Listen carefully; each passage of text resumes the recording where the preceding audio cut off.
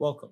In this short tutorial, you'll learn how to automate the process from RFP to proposal. The FindFARS application enables you to increase compliance by locating precise federal acquisition regulation clauses in the RFP.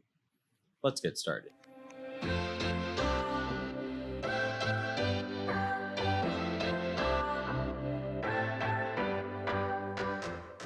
From the Welcome page, click Start. In the Task menu, click Find FARS, then click Next.